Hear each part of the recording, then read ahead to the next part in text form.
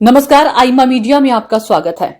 इन दिनों अमेरिकी राष्ट्रपति डोनाल्ड ट्रंप और उनकी सलाहकार मंडली जुबान से तो भारत और प्रधानमंत्री नरेंद्र मोदी के लिए मीठी मीठी बातें तो करती हैं, किंतु कार्रवाई इस तरह की करने में व्यस्त है जिससे देश के हर वर्ग को प्रभावित होना पड़ता है। हाल ही में ट्रंप ने इसी दुराशय के वशीभूत होकर एक घोषणा पत्र पर हस्ताक्षर किया, जिसके तहत H-1B वीजा शुल्क पर 1 लाख अमेरिकी डॉलर बढ़ा दिया। निश्चित रूप से ट्रंप के इस कदम से अमेरिका में काम करने वाले भारतीय पेशेवरों पर प्रतिकूल प्रभाव पड़ना तय है। व्हाइट हाउस के स्टाफ सचिव बिल शार्प ने कहा कि H-1B गैर प्रवासी वीजा कार्यक्रम देश की वर्तमान वीजा प्रणाली में सबसे अधिक दुरुपयोग की जाने वाली वीजा प्रणालियों में से एक है। दरअसल जब कोई व्यक्ति इतना ज्यादा किसी के प्रति द्वेष रखता है तो कभी कभी उसकी नेगेटिव अप्रोच भी लक्षित व्यक्ति, समुदाय या राष्ट्र के हित में ही साबित हो जाती है। भारत तो प्रतिभा पलायन के कारण कई क्षेत्रों में पेशेवरों को टोटा होने से बहुत ही परेशान है।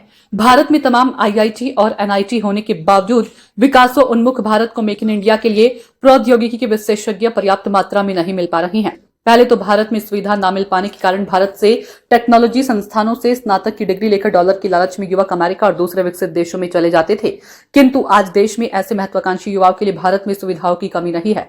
निश्चित रूप से भारतीय पेशेवरों को लक्ष्य बनाकर लागू की जाने वाली अमेरिकी वीजा नीति से परोक्ष रूप से भारत को ही फायदा होगा, क्योंकि हमारी प्रतिभा हमारे घर में ही रहेगी। भारत में आज कुशल कामगार पर्याप्त मात्रा में उपलब्ध नहीं है। यदि अमेरिका से प्रौद्योगिकी और IT के पेशेवर भारत वापस आ जाएं तो न सिर्फ भारत में स्टार्टअप्स की बाढ़ आ जाएगी और जरूरतमंद कंपनियों को मानव संसाधन उपलब्ध हो जाएंगे, बल्कि अमेरिका में जो भारतीय पेशेवर वहीं के लिए समर्पण भाव से काम कर रहे हैं उनकी हालत दिन प्रतिदिन प्रतिभा के अभाव में संकटग्रस्त हो जाएगा। भारत पेशेवरों और चीन के अमेरिका में अध्ययन करने वाले छात्रों की तुलना करें तो एक हैरान करने वाला तथ्य भी सामने आता है कि चीन छात्र पढ़ाई पूरी करके अपनी प्रतिभा और अनुमान का लाभ अपने देश को देने चीन चले जाते हैं, किंतु भारतीय संस्थानों में पढ़े लिखे छात्र अमेरिका को अपना ही देश मानकर जी जान से उसके विकास के लिए जुटे रहते हैं। अमेरिका को कुछ दिनों या वर्षों बाद इस बात का एहसास होगा कि उनको एक राष्ट्रपति कितने नासमझ थे, जिनकी वजह से भारतीय प्रतिभा से उनके देश की कंपनियां वंचित हो गई।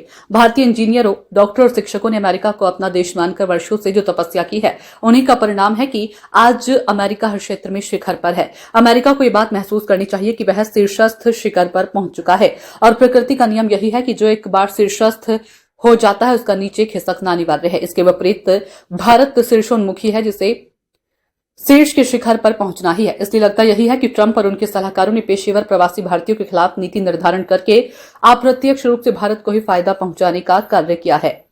आईमा मीडिया को यदि आप YouTube पर देख रहे हैं तो कृपया इसे सब्सक्राइब कीजिए। फेसबुक या सोशल मीडिया पर देख रहे हैं तो फॉलो कीजिए और हाँ, अपनी राय हमें कमेंट बॉक्स में अवश्य दीजिए।